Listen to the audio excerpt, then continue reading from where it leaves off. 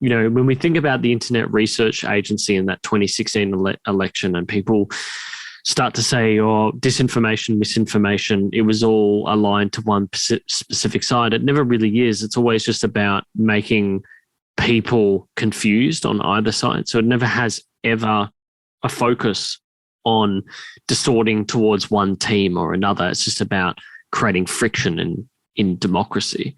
And so the outcome of that was people pushed back on Facebook. They were annoyed. There was Senate inquiries. All these sorts of rules came out of it.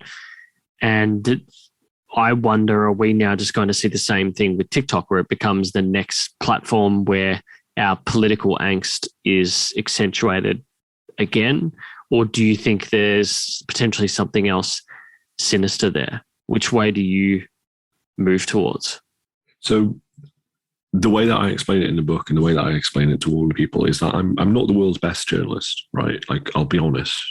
I'm decent, as evidenced by the fact that I write for all these different places, but I'm not like Woodward and Bernstein or anything like that, right? I write about silly things on the internet, but I do have the ability to do decent kind of investigative reporting to a decent level, not an amazing level. I haven't been able to find the bat phone that connects Xi Jinping and Yimin Zhang, okay? And it's not for a lack of trying, because I am good at my job.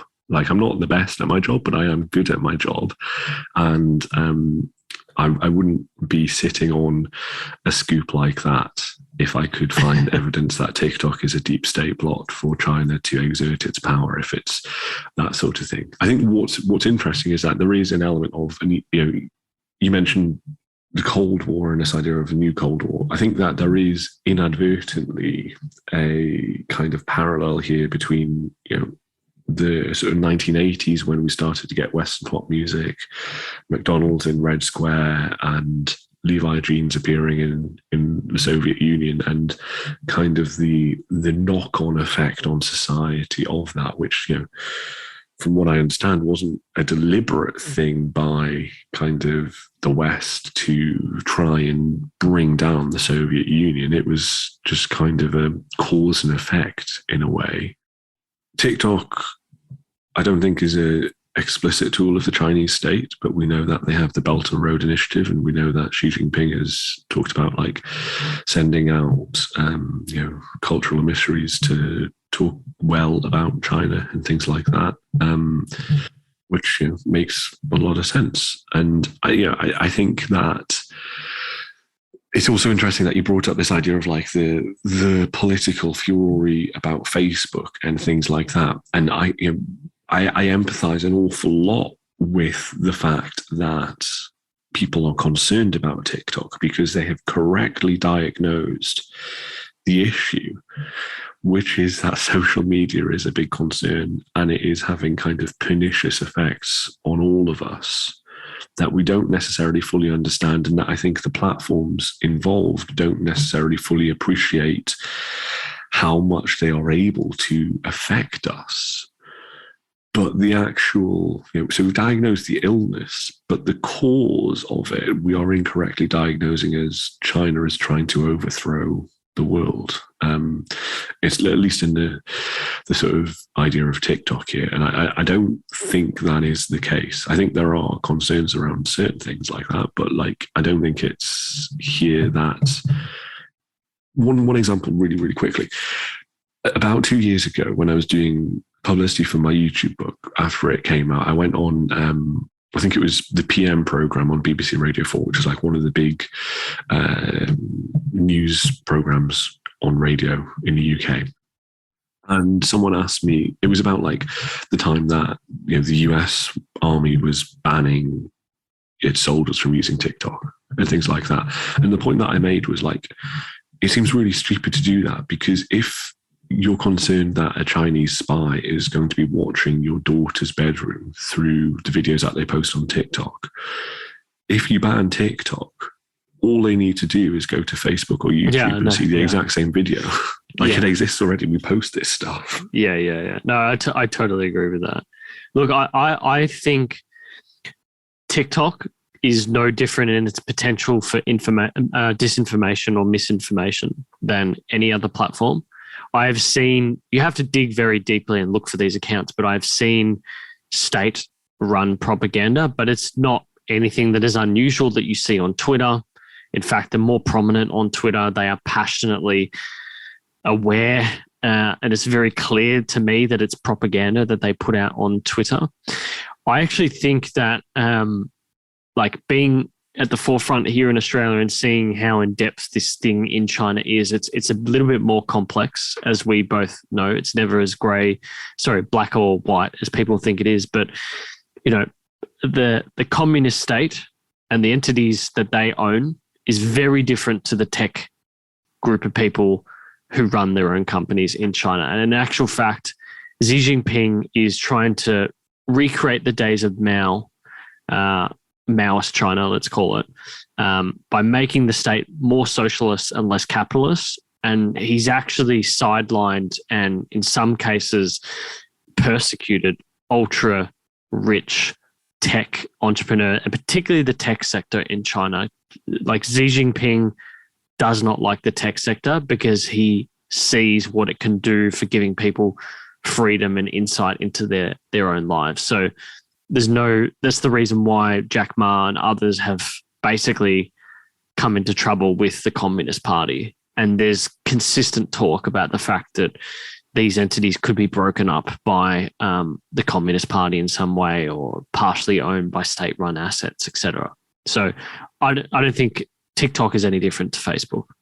No, and it's super interesting seeing this happening right now. Like, there's a lot of intervention in the Chinese market from the government. Like, they're starting to have this pretty significant crackdown on these platforms. And what I find really interesting, and it's one of my big frustrations about the book, is that TikTok did not give me access to Yimin Zhang, the founder of ByteDance and TikTok, not for a lack of asking, and they still haven't. In fact, in the acknowledgements, I say, thank you for all the help that you've given me in terms of connecting with people, because they were quite generous for a book that is certainly far from a glowing profile of them. I kind of highlight in the book lots of issues, some of which have not been reported before. But one of the things that I do say is that, like, I would have loved to have spoken to him, because from what I gather from speaking to people who know him and who have been around him and who kind of revolve in his circle, is that he is kind of an interesting character in that he is essentially a massive capitalist. Like, he consumes airport biographies of tech CEOs and business titans hugely, and he wants ByteDance to be in quotes as borderless as Google. He wants a global company, but he's also a pragmatist, and he's aware that he exists in this highly controlled state and has to abide by those rules internally, while at the same time trying to play both sides. He's kowtowing to the state in China while also trying to head off the criticism that he is too much in thrall to the state from elsewhere. No, I think most of the criticism of the tech companies is unwarranted. I think it's unfair. I think they represent the people that we should be supporting in China. And there is a whole sect and group of people politically that support that, within the Communist Party, that support those group of people. And they are Xi Jinping's direct competitors, essentially. So, yeah, it's always really interesting. Like, when I Googled the founder, how do you pronounce his name? Is it Zhang Yiming? Yeah, basically. Yeah. So when you search his name and you look at the articles that come up, it's always articles that counteract each other. It's like the Chinese Communist Party is cracking down on entrepreneurs. TikTok is a mouthpiece for the CCP. It's like, which one is true? Like, either they represent one end of the political spectrum or they don't, because we know in China that exists. So I always find it really funny reading that stuff. And I think that the tech sector represents the liberal, open, democratic version of China that we all wish, at least in the West, that we wish existed. Yeah. What's really interesting is that it's both. Like, there is the opportunity for it to be both. And I think that's what's fascinating in the book. And there's a guy that was at QUT over in Australia who's now moved over to a French university, a guy called Dubondy Valvadinos K, who does some really interesting academic research. with some colleagues, he looked at the two platforms. He looked at TikTok and he looked at Douyin, the Western version of TikTok and the Chinese version of TikTok. And he had this idea, this concept of what he calls parallel platformization, which is that they are essentially the two same apps with some very, very small differences. So Douyin has an extra tab on its homepage beyond the For You page, For You feed, and the following one, which is called the Positive Energy tab, which is basically put there in response to a crackdown by Chinese censors that said that you weren't patriotic enough. So that literally just shows you propaganda.